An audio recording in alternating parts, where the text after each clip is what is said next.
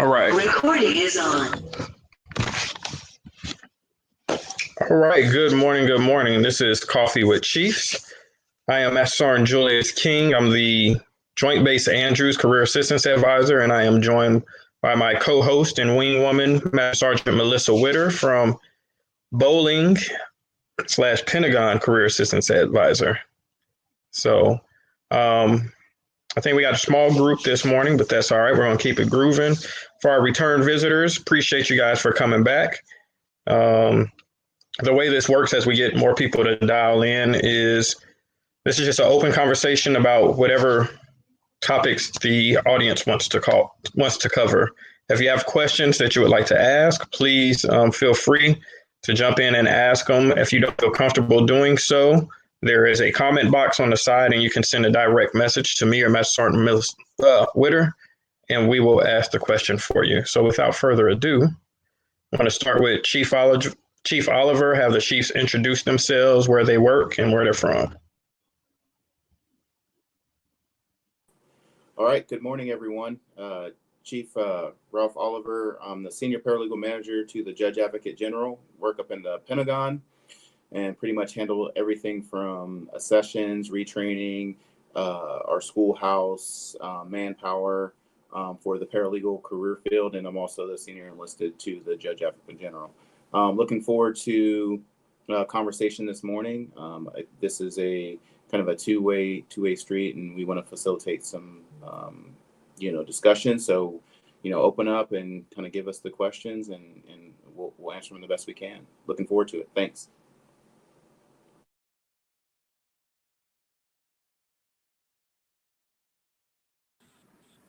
Good morning, everybody. Chief Thomas here. I work over in SAF AA, so I'm the half 3 of 5 functional manager. That's the administration career field. And I'm also the senior enlisted for the SAF AA, the administrative assistant to the Secretary of the Air Force. And happy to be here again. Good morning, everybody. How y'all doing? Doing good. How you doing, Chief? Doing good. Hey, I'm sorry I couldn't be on video, but I'm not very technically savvy, so forgive me. But yes, I am the superintendent of the 811 Force Support Squadron in the Pentagon, Manpower Personnel and Services. My first name is MARJON. I am a grandmother. I am a mother to my daughter, who's now 29 years old. I've been in the military for about 26 years. Just telling you a little bit about myself. I love to garden. I love to watch good movie because I love to laugh, because with everything we do in today's world, it's stressing at times. And sometimes you just want to escape and you just want to get away. So I love anything that's relaxing to the mind, so that, I can rejuvenate and then get back up the next day and, fight some more battles, because sometimes we don't just fight battles at work. We got a lot going on in our lives as well. And even though we as chiefs don't show it, you know what I'm saying? We got just about as much as you have on your shoulders. Not exactly, but we're human. So we have things going on in our lives. So I try to find ways to decompress, so that I can get up the next day and take care of you and take care of my family, and then take care of the loved ones around me, because we don't just take care of our family members, we take care of each other. So that's just a little bit about me. I look forward to our conversation today. And I'll kind of just open it up to you, because it's really not about me. What you got on your mind? It's a good segue in. So before I'm going to let Sergeant Witter lead off this morning. So before we start, does anybody have any questions or comments they would like to make to the crowd before we open? Super open up.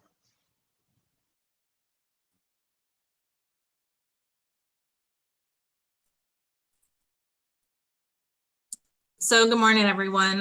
Thank you for joining us. And, as you know, we're all kind of starting to get ready to go back to work or transition in. And this is something that we talked a lot about yesterday. So for Chief Thomas and Chief Robertson and Chief Oliver, if, how does that look for your sections? For example, well, actually, Chief Robertson, this a little bit, but for my unit, the Pentagon is, possibly making a transition next week, but we're not really going to see a lot of specific changes for us yet. So how do you foresee that rolling out in your areas?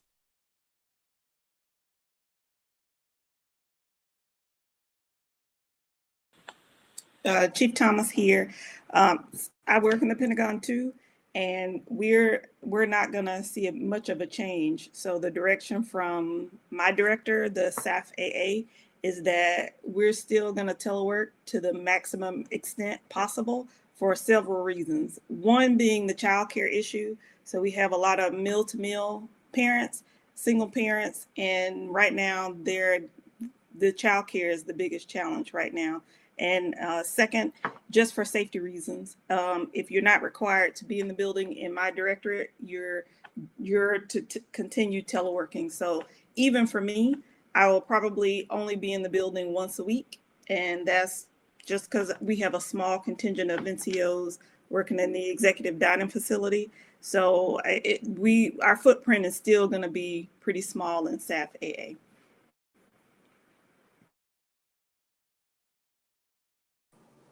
And I'm, mirror what Chief Thomas said. We're the same way in the building for JA as well. We've kind of had a skeleton kind of crew working through most of COVID, and we'll continue it. So no change for me. A couple days in the building, a couple days at home is probably the standard practice that I'll maintain. This is Chief Robertson. I hate to keep echoing, but I will say this. I think across the Air Force, depending on your career field, because all career fields are a little bit different on what teleworking capability they have, right? So it really depends on what you do, But I will tell you, for manpower personnel, and this is kind of across the board, I'm currently in a TDY, a virtual TDY at AFPC for a course. And I will tell you this, no way did we think that we had this capability of teleworking and that we could use the technology that we have to do a virtual TDY, right? AFPC is not even 100%. I think across the Air Force is what they're trying to do is they're looking at overall safety of our airmen, because we have to stay mission ready, right? So even as we start to recover through this COVID environment, I think overall safety is going to be the number one concern, so that we make sure that we're taking care of all airmen, and that's big A airmen. And they're going to have a methodical approach. And even though it seems like the phases, we're going to do it in a phased approach, and we're actually stepping through the phases. Just understand, keep asking questions, because we want to be as transparent as possible. But we're not going to be quick to go back in. As we recover, and we're not going to be quick to rush back in to what everybody is considering the new normal approach, depending on your job or what have you. But I think overall, what the Air Force is trying to do is make sure that we continue to be ready. And with that, we have to look out for all airmen, and safety is probably the number one issue, if that makes sense. Definitely. Sorry, Witter, did you have a follow-up? I don't want to cut you off. Oh, no worries. This is actually for Chief Oliver. I'm unsure if you'll be able to speak about it, but a couple of days ago, the paralegal program kind of leaked out, and may have been a little bit early, but there was a lot of excitement surrounding it. Are you able to share more details about that? Yes. So Friday, so just like we were talking about doing a virtual TDY, we had over the last 2 weeks, we did our SJA, or Staff Judge Advocate, and our Law Office Superintendent course virtually from Maxwell. We did it for 2 weeks, and it went really, really well. Never thought that we would have that capability to host over 100 SJAs and paralegals. So with that being said, Friday we announced that we are going to have a new commissioning program that is going to allow enlisted members from NEF AFSC to commission first, go to OTS, and then go on to law school fully funded, and then come back and be JAGs. So we're really excited. That's something that we've been working on for a long time, and we're really excited about it. We did a Facebook Live yesterday about it. More information is going to be pushed through CAAs, education offices, down about it. But we're looking to get folks basically started to be going to law school next summer, starting next year. So really, really excited about that. Our target frame right now is 2 to 6 years airmen that we're looking for. And we have, at the end of that, you'll have a 10-year service commitment. So we get these first term, beginning of the second term, depending on their enlistment, they'll get, have a full opportunity to do, have a full JAG opportunity at the end. So we're really excited about it.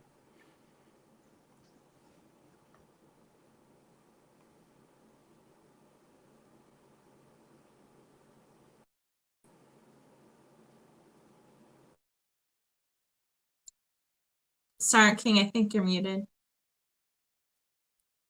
Cool beans. I was in here going at it. Yeah, All right.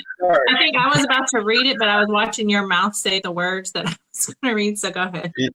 Yeah. So 2 questions would be, does it matter your degree or if it's an unfinished degree? And then the other one was, what would happen for the members who are past the 6-year mark? Is there a waiver?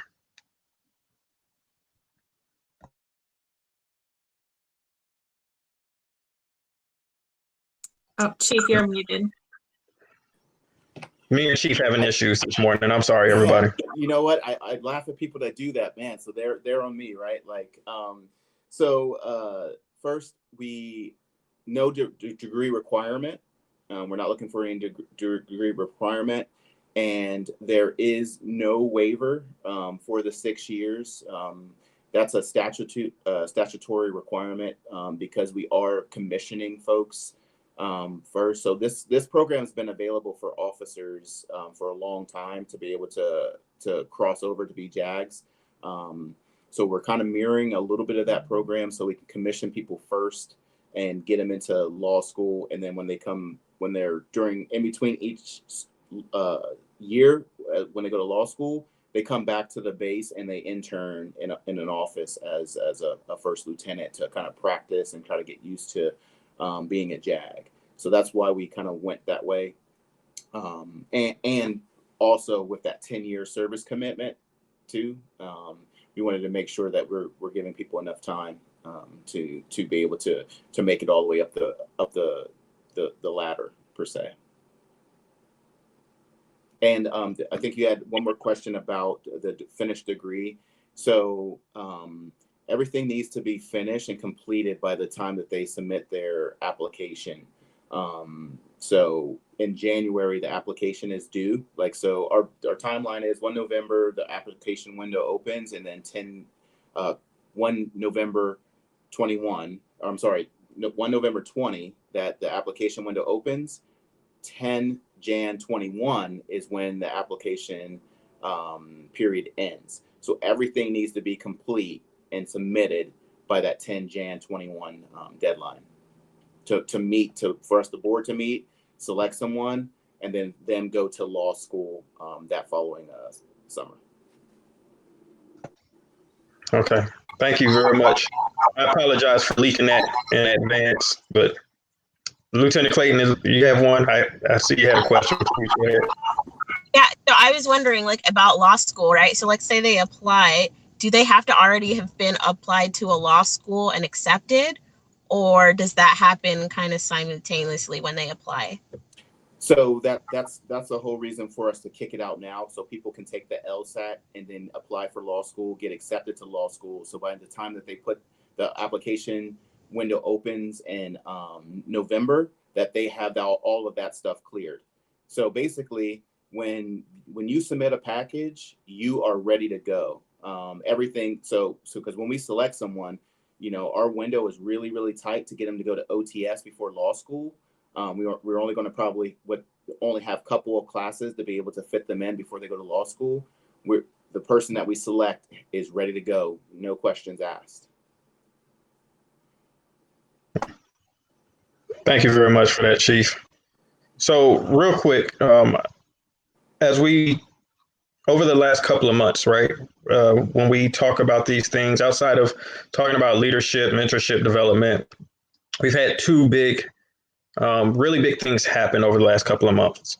The first thing was COVID, and then we had the issue with the George Floyd incident and everything that came after that. And we've discussed diversity and COVID. I know we still have a lot of leaders who haven't addressed the issue so much.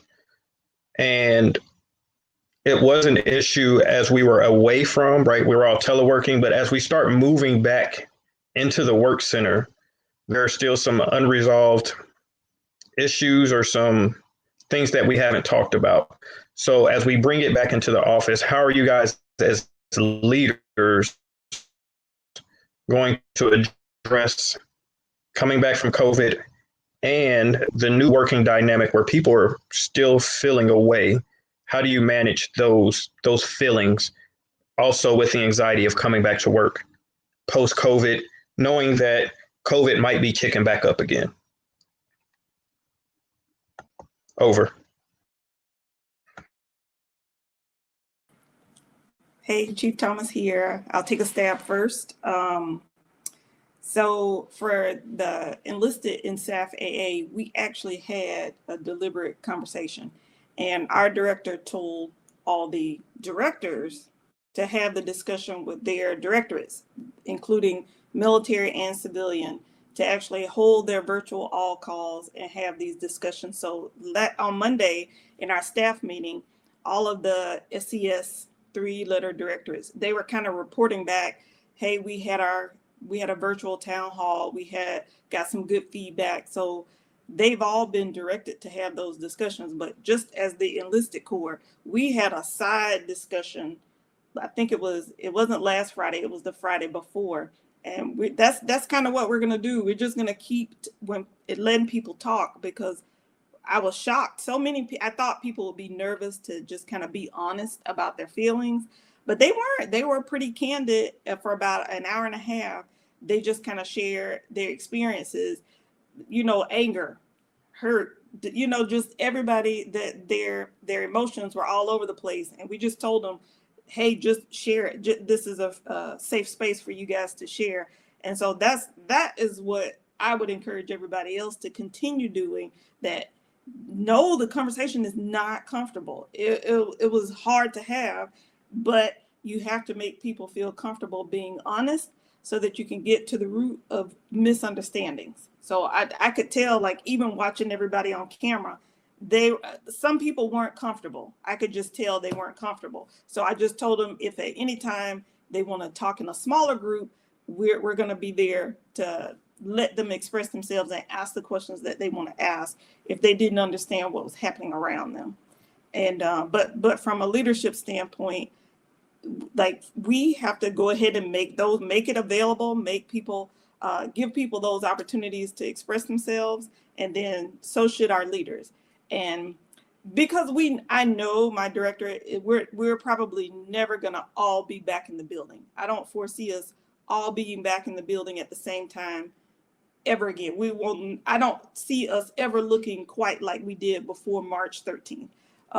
So we have to use these types of platforms to stay connected with everybody, because it's interesting, but just opening up the conversation, I was absolutely amazed at what I heard, like, from the young people, kind of what some of them had experienced, some things, some had never been touched by racism before and had no idea what that experience was like for someone else. So just making the time and giving them the platform to share is, like, that's the most important thing we can do. Over.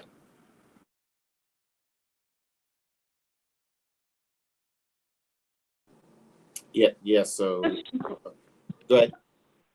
This is Chief Robertson, and so this is where we're going to need everybody's help. It's not just us leaders. It's not just our responsibility. We have a huge role in it, but our role is to create the environment, so that everyone is taking care of one another, that we're taking care of you, and then everyone is taking care of one another. Because sometimes we're so far removed that we can't see exactly what's going on. For example, right now in this telework environment, we try to create opportunities to get a feel for how the squadron is doing. Let's just take COVID right now, right? Everybody going through that transition, the initial transition of the new environment that we're in, where if you're teleworking, a lot of you are teleworking, how do we find out how you're doing? How do we find out how you're coping? How do we find out how you're transitioning? And we may try to create ways, like create these Zooms so that we can see faces, right? Create ways that we can get on the phone, or create ways that we have leaders checking on their people.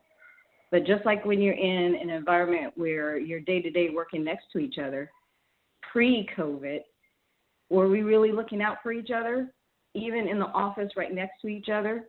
Or were we focused on the mission and our own issues?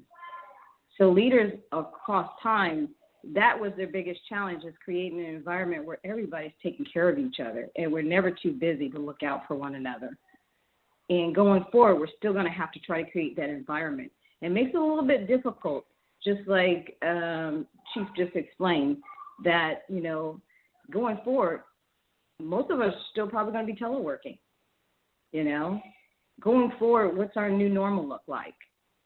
How do we help people transition to what the new normal looks like? That's what I think about, and that's what probably most of our leaders are thinking about, is how do we help people transition to our new normal? COVID, pre-COVID going into COVID, now COVID going into recovery, and then future state. How do we make sure that we're creating an environment that we're looking out for one another, that we're taking care of one another? Because that's my biggest concern, that if we're not taking care of one another and we take our eyes off, what's the impact? Especially as we go through things like George Floyd.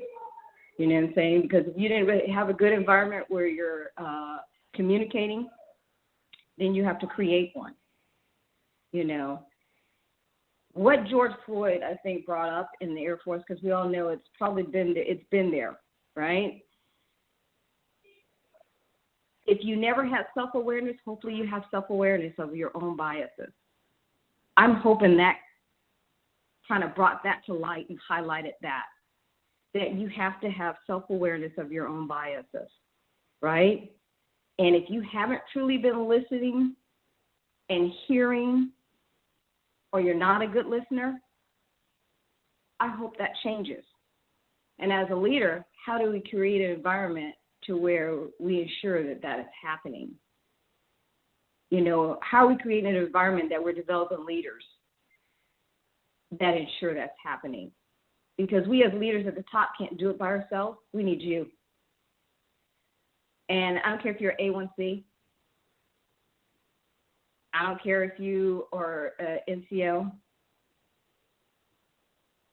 We always look at the top leaders to make everything happen, but it needs to be all of us. So my main concern and my main job looking forward is creating that environment, whatever that environment may be. And the challenge is what does that environment look like going forward? So my concern is, what is this environment? How are we creating this environment moving forward to we're all taking care of each other? We as leaders always said, hey, we're going to take care of you. That's that's what we do. We serve you, you know, but we also develop others so that everybody can look out for each other. So that's what I see going forward. How are we creating an environment of leaders and leaders of all ranks that we're taking care of one another no matter what rank you are? And if you can do that, then I think we'll be fine moving forward. Copy that. Chief Oliver? Yeah, so I think, you know, it's really about this not being an opportunity to have a one-time conversation.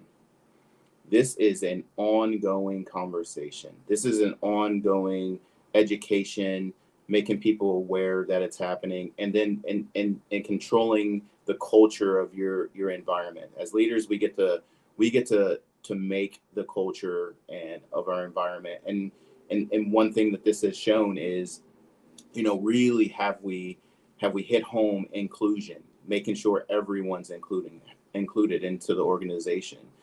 People go to basic training, and then they go to you know, or they go to the academy, ROTC, then they come into the unit. And what happens at that point when they move into the unit? That are we creating, as leadership, are we creating that environment? Do engineers feel, all engineers feel like they are in the unit? Just all people in FSS, do all people in Intel, do they feel that they're part of that unit? And I think that's, you know, that is something as leaders that are charged with, but also I think it permeates all the way down to the lowest level. And I think that, you know, we use this time now to figure out who's working, who's the person to the left, and who the person to the right of us is, and what are their experiences and what has happened. Because I don't think we have gotten that deep ever. I think we've gotten to the, hey, where are you from? Hey, what sports team do you like? Hey, what kind of cars do you like? You know, we've gotten to that levels what I think is superficial, but we have not gotten to the, hey, what are your experiences? And I think those conversations are starting to happen now. And if you're in an organization where it's not happening, then you bring that up to your leadership, because I think that they need to happen, because there's people around you that to be honest with you, have not, like Chief Thomas, have not been touched by this, have not had any experience with this. And we have to have that, because this is who we are, right? And I think we have to get that out there. So, you know, I just ask everyone to continue to have this conversation.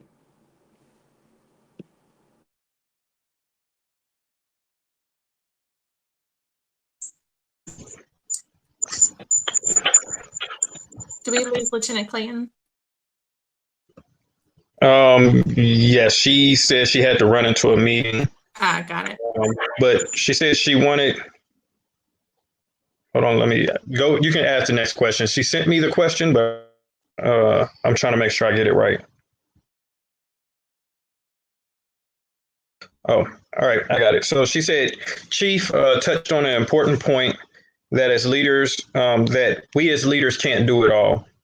So how are you all facilitating an environment that allows the lower tiers to feel encouraged to start the conversations? Over. Chief Robertson, starts with us. You know what I'm saying? It starts with us. So if we're not open, or it's hard for people to have conversations with us, then it's not going to happen at the lower levels.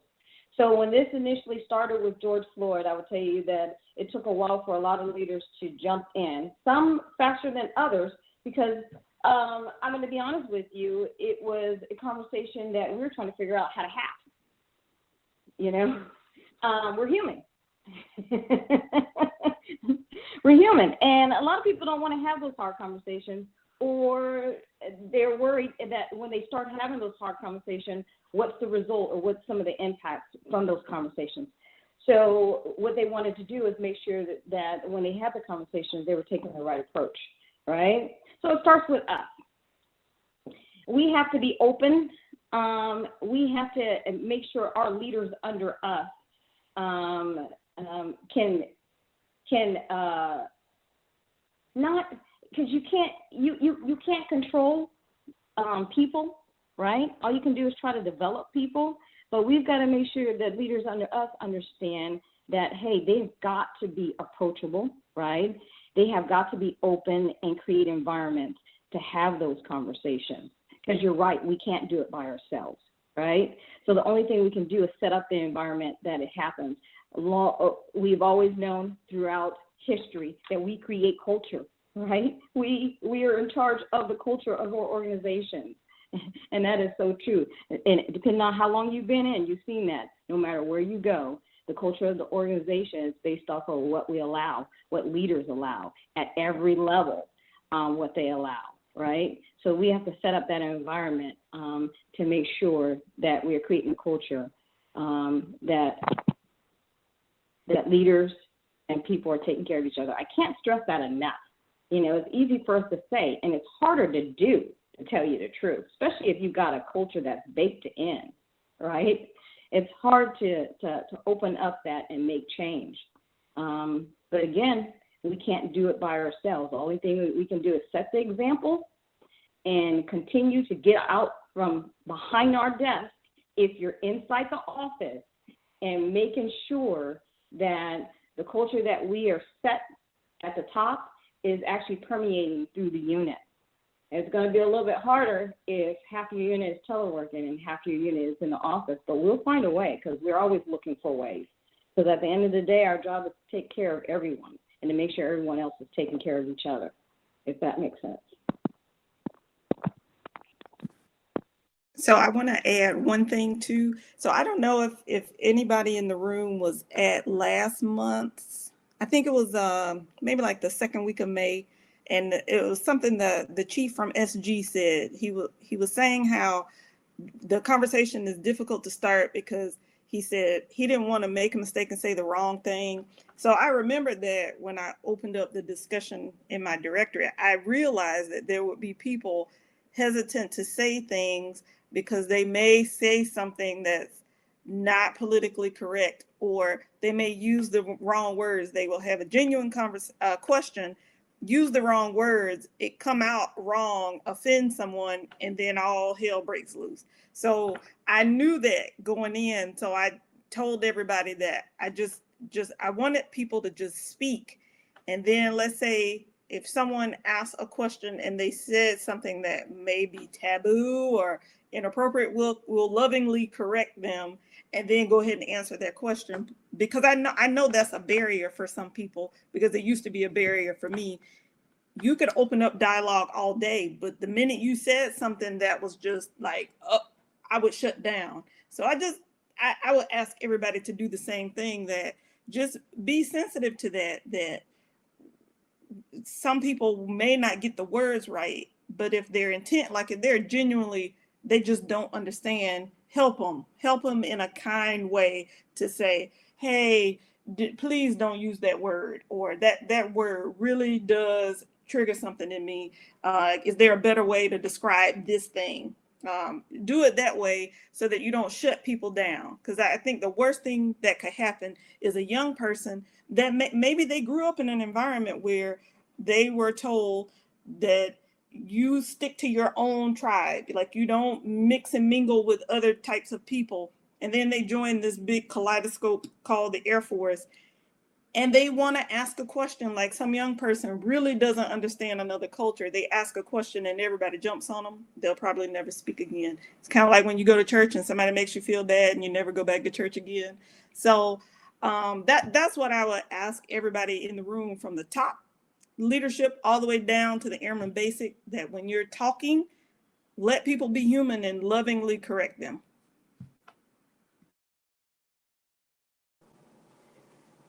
Yes, I agree. So something that we did in the JAG Corps, the Judge Advocate General, us as a leadership team, we talk every morning. We have a huddle in the morning, and over the last couple of weeks, we have been talking, having these conversations within our front office team. Something that we did, Judge Advocate General Rockwell had sent out a message to the field. We created a knowledge management site where people could put ideas and different things that they had about this issue. Of course, because we have the military justice, racial disparity, right? So that's something that we're dealing with within our AFSC. So we put out something so they could people could just kind of submit ideas and wait solutions and comments. We gave them that kind of avenue. We did a VTC with our MAJCOM SJAs and chiefs and talk about like, hey, have the discussion, and we kind of facilitated that. I met with all of the MAJCOM chiefs, all our senior enlisted across the career field, and we had that same type of conversation to continue for them to push those down to their NAFs and wings. And last week, myself and General Rockwell hosted a Q&A conversation with our new superintendents and our new SJAs at our virtual course that we had that ended last Friday. So, you know, we're trying at our level, but once again, it you know, we're pushing it down to those lowest level, but those conversations can happen anywhere, and we just have to continue to have them. And as long as we're going to be the example to them, like, look, have these conversations, we're hoping that it's going to mirror down, and we'll continue to push it because it's not a one-time thing.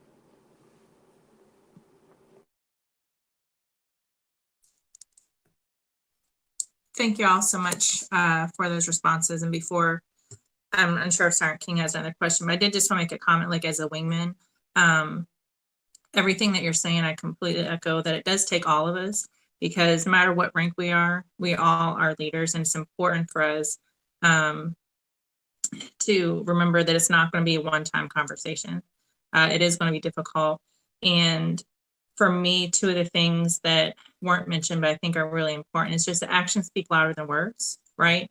So if we sat in this meeting today and I said some things, but then outside of what I say, I go repeat something that someone said here, I'm like, oh, can you believe that Sergeant King said that? I couldn't believe, because we had this discussion and then he said, we have to be extraordinarily mindful of how difficult it is to speak up. So not just about people who are sharing their experiences, but about people who are sharing their ignorance.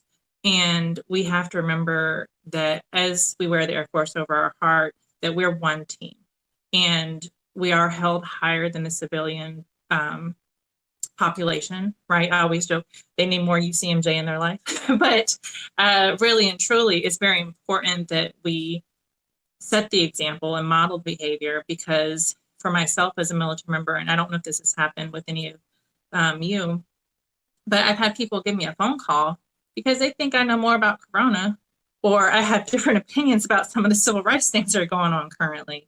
And they really look to us as ambassadors of the Air Force, and they see us as a connection to the government. So when these types of things happen, unofficially, we are representing and communicating in smaller ways. So just being mindful that, you know, our actions do speak louder than words, and we are going to have to actively work at it. It's not one conversation. And if you're in a position where the conversation hasn't happened and you're not comfortable, lean on someone who you can trust. And I'll say that one of the things that I was able to see more clearly, I've been in the National Capital Region for a really long time.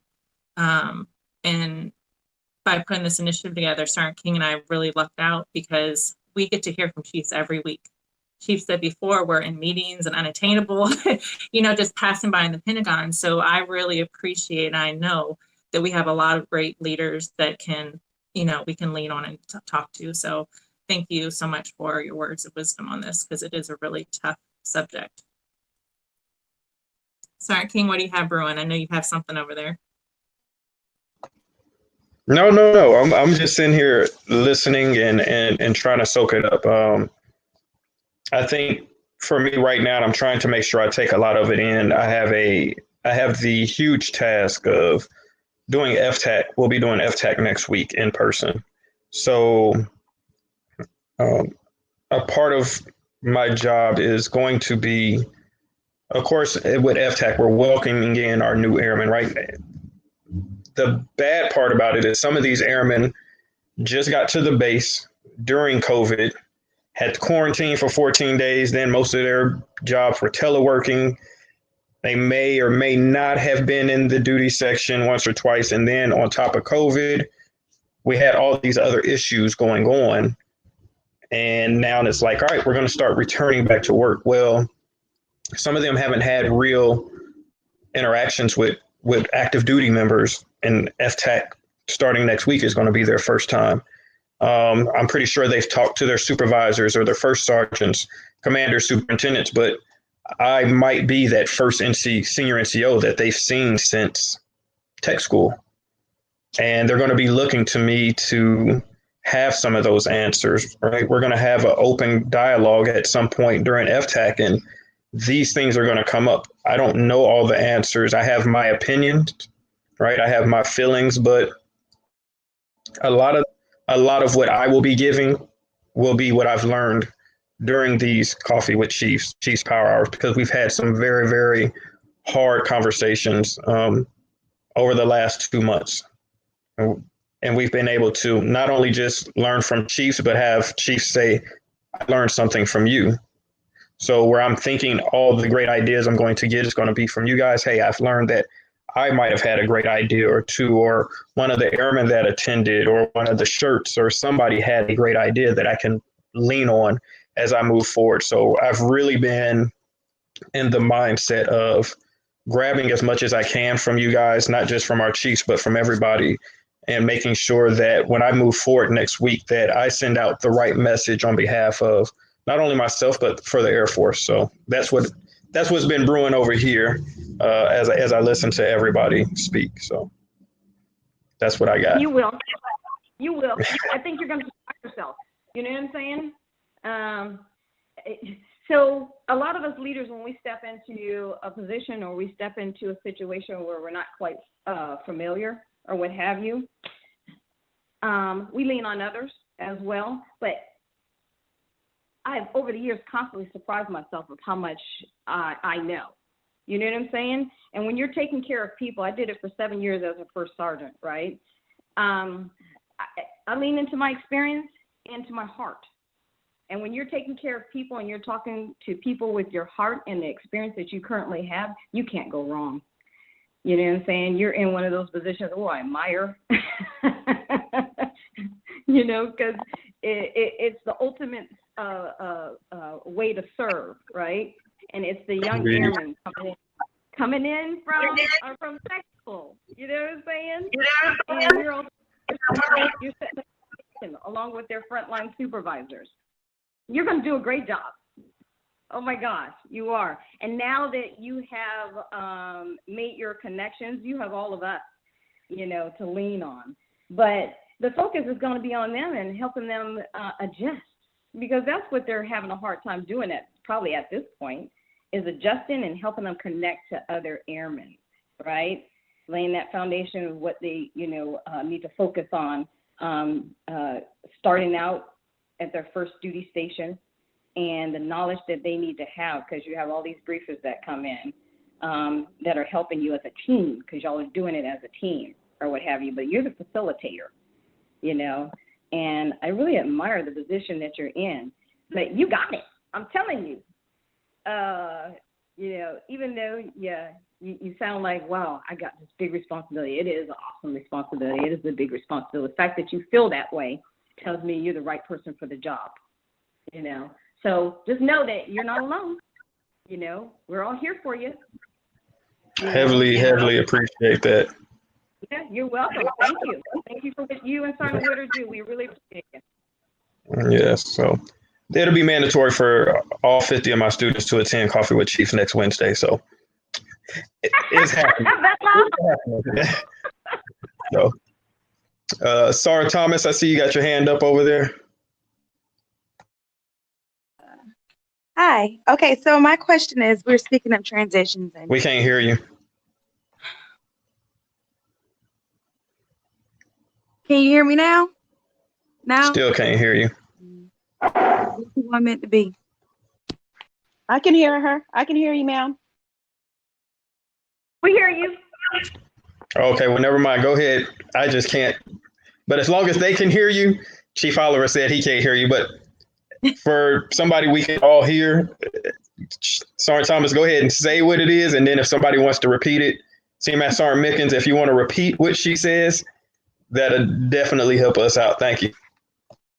Okay, so my question is about, I know we're making adjustments and we have some changes coming up. I guess my question is about what you guys see in the future for as far as the current EPR system that we're going through right now.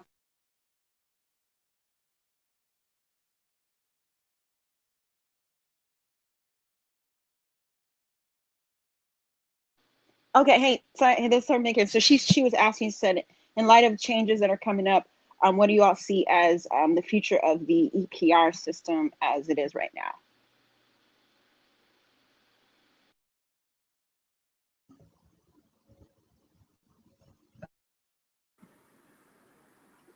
Hey, I don't mind taking a stab at that first, but this is Chief Thomas here.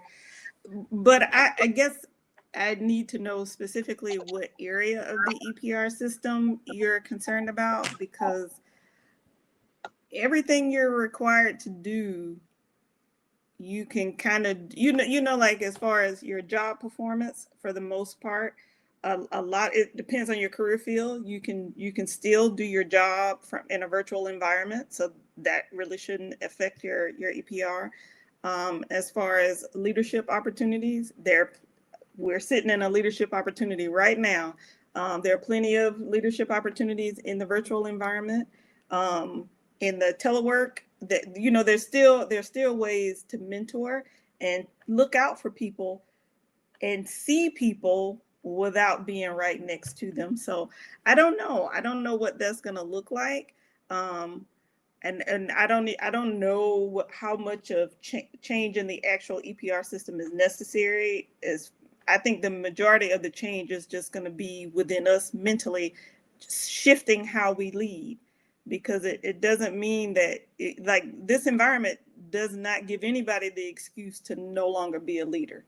If anything, you should really be honing in your leadership now. You have nothing to hide behind. You have no door, no office to hide behind. Now you really have, if you really mean it, if you really do care about leading, I sure hope I'm okay. I was just making sure I wasn't muted. This should be the opportunity for you to get out there and actually be deliberate in connecting with people, because number one, they need it, because this is not the norm. So you need to, this is the time to be trying to make that face-to-face contact over camera if you have to, over the telephone. So I don't know what types of changes would be necessary, but when I look at I'm just thinking about duty performance. If there's a career field out there right now that is at a complete standstill because of COVID, maybe that would impact them. But I don't know from my experience. I just haven't seen anyone who just completely did a pause on their career field. So maybe there's somebody else in the room that may have some insight. And you're spot on, as a matter of fact, because the thing that I was thinking about is, what changes are we describing? I mean, what are we talking about? Because I really like to get a little bit more specific on that. So ask the question in more specific terms. What changes are you referring to?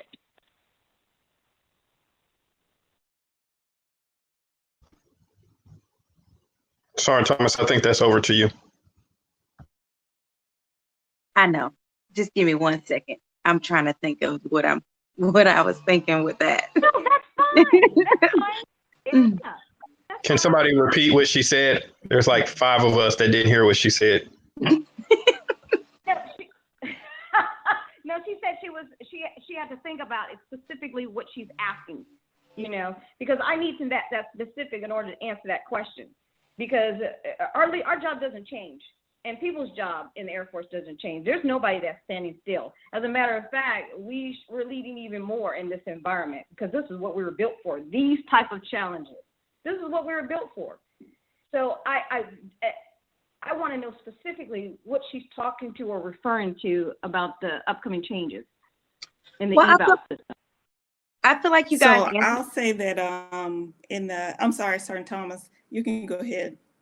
No, I feel like you guys answered my question, because I know a lot of people have, concerns with the fact that we aren't being able to do things because of COVID, and maybe some things you projected that you were going to be able to do, you're not going to be able to do. But I do understand that part of it, that aspect of that you can still find ways to lead, even within this new environment.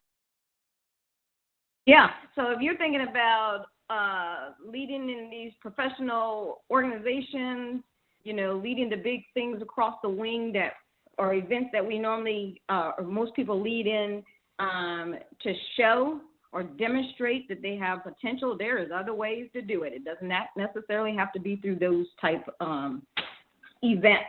You know what I'm saying? At the end of the day, I'm gonna tell you what I look at. I look at what people are doing for each other, how they are building teams, you know, especially our senior NCOs, you know, and it really starts as our NCOs if we're doing it right. You know what I'm saying? How are we creating these cultures? How are we building these teams? You know, and how are we taking care of each other, right? If you can demonstrate those things, you're ready. How do you remove and solve some of the challenges that we're having in your career field, in your specific unit or mission or operation? You know what I'm saying? Because at the top tier, that's what you're going to be doing, is removing barriers or helping your people remove barriers, developing your people to remove barriers. You know what I'm saying? To get after some of these big things that are going on in the Air Force, but it starts at the lower levels, right? So if I see you're doing those things at the lower level leading up to whatever your rank is, that's the money. And then how do you articulate that on the eval? Of course, you're going to get some leadership opportunities and leadership challenges in other avenues, as you know, with your walk across the wing or organization, depending on where you are, at MAJCOM or higher headquarters level. But the big meat is in the operation and with your people. That's why it starts with performance. You know what I'm saying? Your primary duty performance. And as if you're a senior NCO, how are you shaping the culture of, how are you helping to shape the culture of your environment, building these teams and get after all these issues and problems within your career field and the operational aspects of your unit, and how are you taking care of your airmen? That's what I'm looking for, and we can do that in any environment. We just got to think about the ways that we're doing it and how we're capturing it, if that makes sense.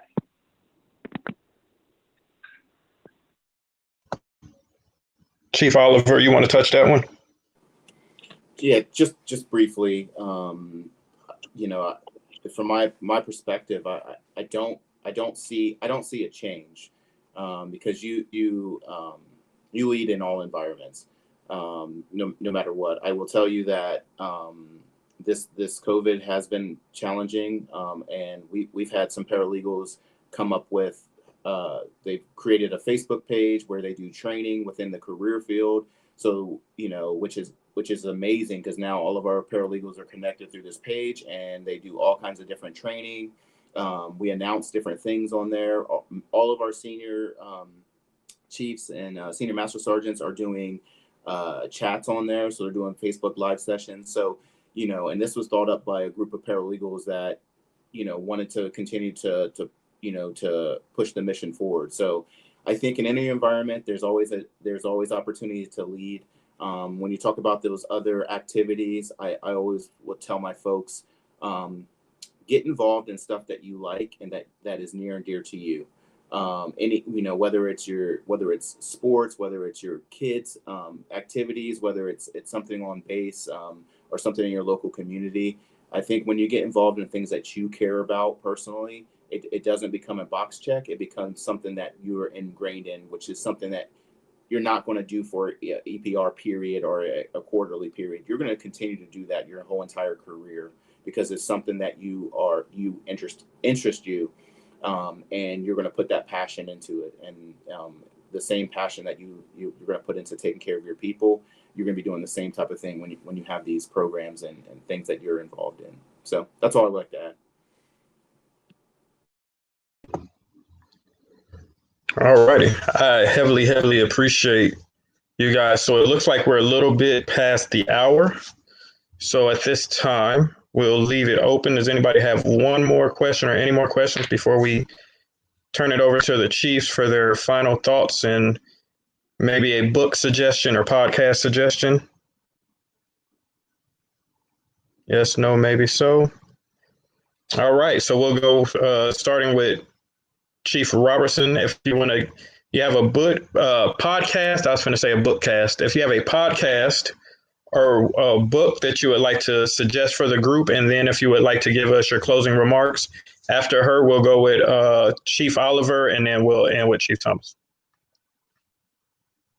Oh, good. I enjoyed this opportunity to speak today, and I would hope my technology was working, but that was just me. That's my issue. I will say this: I am a mentor. I hate to coin the phrase mentorship. Look me up on the global, MARJON, MARJON is my first name, Robertson. Look me up on the global if you just want to talk, you want to vent, you want to get another perspective, not just on in the professional world, you know, in your personal, if you feel comfortable. My only job and it's not really a job, from the time that I have left in service, is to pour into others. And I take that seriously. So if anybody's looking for a mentor, I'm open. I will tell you one thing that I am reading right now, as I'm heavily into politics right now, with this next election, is this book called Team of Rivals, right? And it's the Abraham Lincoln story. It's by Doris Kearns. And the reason why I love this book is because of what Lincoln did in his cabinet. He pulled his team of rivals in his cabinet. Not everybody that thought like he did and had the same political affiliation, but the people that ran against him, he pulled that into his cabinet to make his cabinet complete. And I think we need a lot of that today. Not just in the political world, in Congress or in the House, but I think across the board. You know, I think if we did that, I think we would be more open. I think our conversations would improve, and how we take care of each other in general would improve. And I think there's a lot of things that would get done. A lot of red tape we could remove in any organization, but especially in our nation or what have you. So right now I'm reading the Team of Rivals. It's really good. It's interesting. If you, as I, or as we go through this election, and as we're dealing with things that are happening across the nation or what have you, are interested in opening your mindset, that's the book, Team of Rivals. I'm like halfway through, and man, I'm kind of hooked on it when I can get to it. Only when I can get to it, help me. Because I'm going to tell you right now, in this telework environment, it feels like I'm working more and more and more. Like right now, I'm on this right here, professional development panel with you, but I'm also I'm doing virtual TUI at the same time. So the things that we get ourselves into and the things that we do. But I tell you this, I had to put that down because I wanted to make sure I made time for you. And I will always make time for you. Again, Marjon.Robertson, if you're looking for a mentor. I don't care who it is, and I don't care what rank you are. Hey, team, I hate to run on you, but, hey, thanks for letting me be a part of this. And thanks for your leadership, Sergeant Witter. And thanks for your leadership as well. I can't thank y'all enough for what you have set up, Sergeant King and Sergeant Witter, this platform, so that we are continuing making sure that we're taking care of our airmen and we're being transparent in how we do it. So with that, I'm going to leave you. Thank you, guys. Have a great day. Thanks. You have a great day, Chief. Over to you, Chief Oliver. First, thanks for having me again on this. Typically, I think Sergeant Witter said something like, typically, I'm on the road a couple of weeks out of the month. So it's great to have the opportunity to do this. As long as you'll have me on here, I'll join the team, and I look forward to you having all those folks on here next week. Because I'll be here next week, so I'll look forward to you having those 50 people on here next week. The book that I want to point out is Colin Powell, It Worked for Me. Great book. I love the 13 rules or leadership principles that he has. I use them all the time. I quote them all the time in a lot of stuff that I do. I would push to you to go to YouTube and just put in the essence of leadership. Trust. He does, it's a couple minute video about trust and leaders. And I think care and trust are two huge principles of leadership. I think, and you'll see in his video, if people trust you because they know that you're going to take care of them and they know that you care, they will do, and they will amaze you, at nearly every stop. So as long as people trust you, that you'll take care of them and you have their best interests at heart, they will rock out the mission. They will take care of the mission for you. So so that's, so he's a great leader that I admire. But if you got some time, take a look at that couple minute clip and just how he delivers it. You'll be amazed. Thank you for having me. Thanks for the questions and the dialogue. Definitely, challenging time to lead, but I think we're up to the challenge.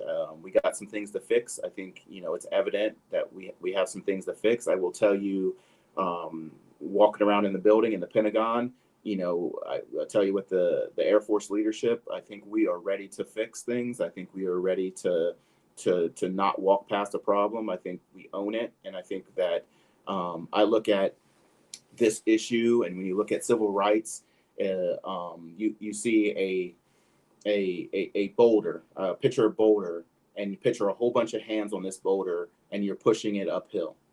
And I think when things like this happen, we get a whole bunch of hands on the boulder, and we move a little bit closer. We push it closer to the top.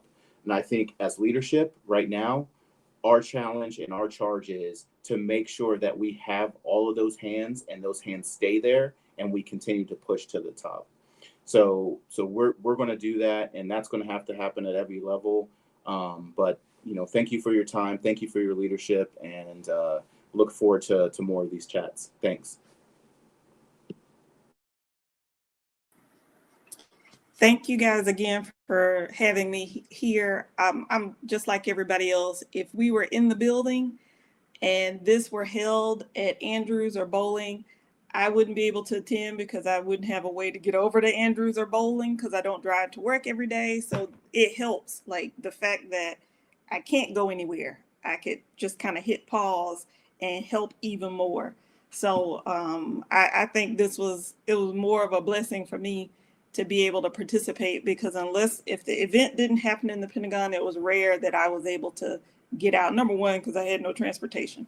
Or I would have to plan, okay, I've got to reserve parking so that I can drive in, so that I can drive over to Bolling or to Andrews.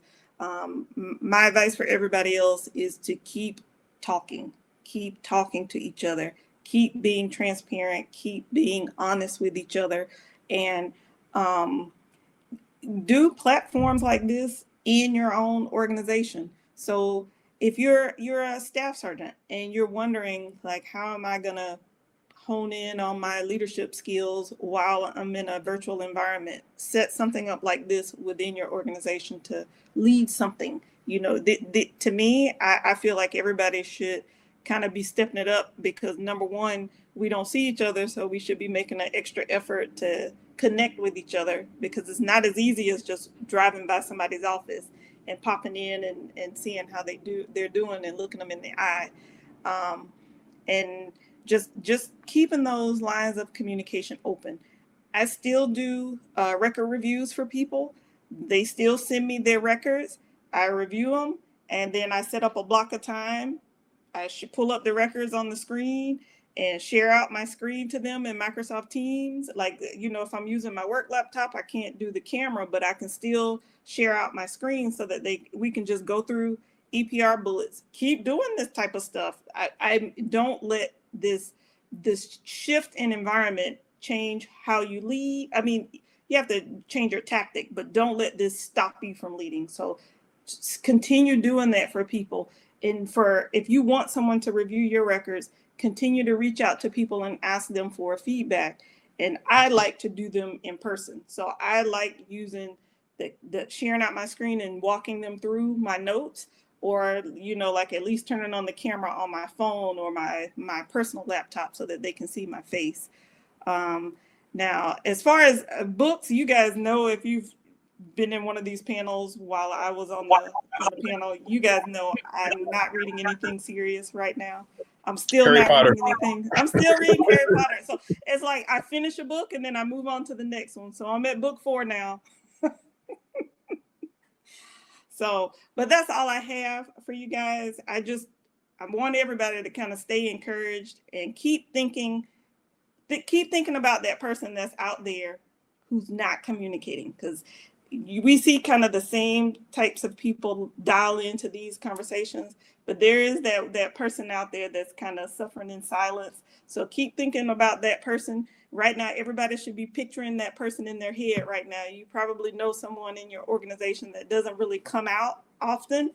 Be thinking about those folks and give them a call, because there are lots of people who aren't doing well, even with the weather changing warmer, even with phase 2 in Virginia starting, people aren't doing well. And then just remind people, still be safe out there. I was so happy to be able to go out a little bit more, but still be safe, because I don't know if we'll ever completely be, even in our like home life, be able to be out and be safe without masks. I don't know how this is going to work. I definitely don't have the answer. So I keep telling the people in my organization, still put your mask on while you're outside. Be careful, because people are still contracting COVID. It hasn't gone away. It's just not in the news cycle. It's not at the top of everybody's news feed anymore.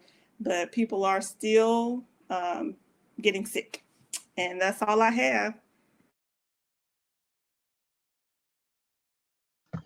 Thank you guys very much. Sergeant Witter, over to you for closing.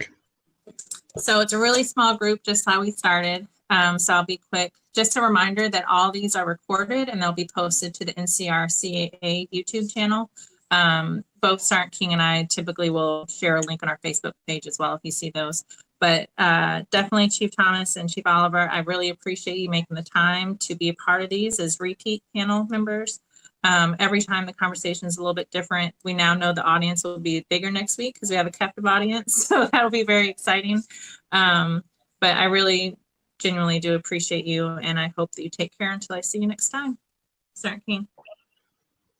That's all I got. Chief Oliver, I just sent you an email about my favor that I said, go Browns. I'll see y'all later. Have a great day. Bye. Have a good one.